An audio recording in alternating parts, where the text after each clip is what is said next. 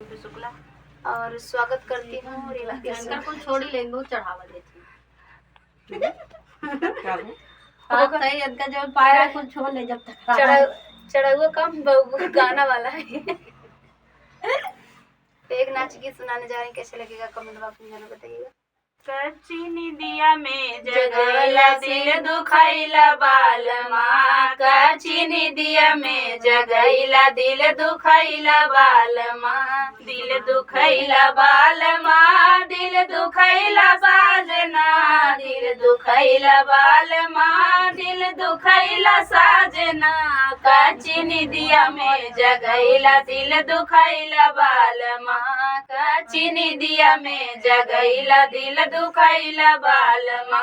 एक तो पापा जी के प्यारे, दूसरे मम्मी के दुलारे, एक तो पापा जी के प्यारे, दूसरे मम्मी के दुलारे, तीसरे नैहरे के रहन छोड़ाइला बालमा, तीसरे नैहरे के रहन छोड़ाइला बालमा, कच्ची निदिया मोर जगैला दिल दुखाइला बालमा, कच्ची निदिया में जगैला दिल दुखाइला बालमा।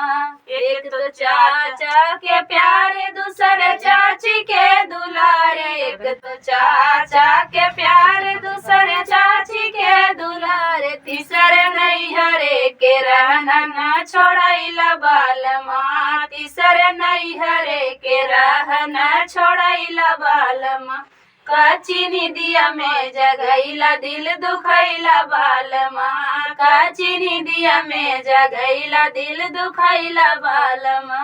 एक तो भैया के प्यारे, दूसरे भाभी के दुलारे, एक तो भैया जी के प्यारे, दूसरे भाभी के दुलारे, तीसरे नैहरे के रहन छोड़ाइला बालमा, तीसरे नैहरे के रहन छोड़ाइला बालमा, कच्ची निदिया में जगैला दिल दुखाइला बालमा, कच्ची निदिया में जगैला दिल दुखाइला बालमा, दिल दुखाइला बालमा, दिल दुखाइला बालना, दिल दुखाइला बालमा, दिल दुखाइला साजना, कच्ची निदिया में जगैला दिल दुखाइला बालमा, कच्ची निदिया में जगैला दिल दुखाइला बालमा। तो फ्रेंड, गीत कैसा लगा कमेंट बॉक्स में बताना। फिर मिलते हैं किसी नए गाने से, तब तक के लिए बाय बाय दोस्तों।